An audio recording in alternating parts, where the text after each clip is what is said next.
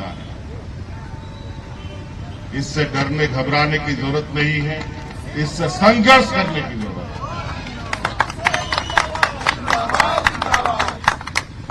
अभी तो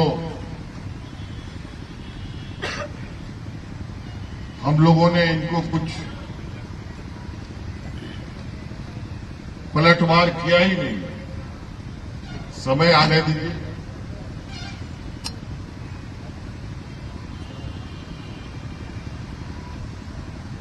हर आरोप और हर षड्यंत्र का हम सब लोग मुंह तोड़ जवाब दें।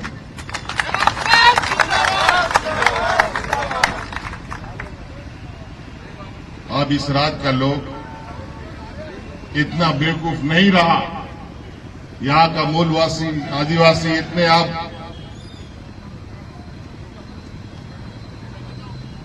आप लोगों के, इन लोगों के चतुराई में, इन लोग के षड्यंत्र में नहीं आने वाले।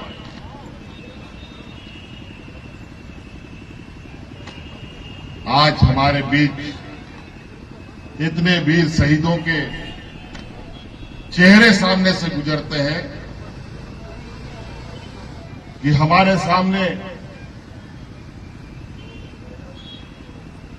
और हमको इतनी ताकत मिलती है, संगठन को इतनी ताकत मिलती है, जिसके माध्यम से झारखंड मुक्ति मोर्चा जैसा एक अदना सा पार्टी, छोटा सा क्षेत्रीय दल भारतीय जनता पार्टी और नेशनल पार्टी जैसे लोगों को मुंह तोड़ जवाब देती है।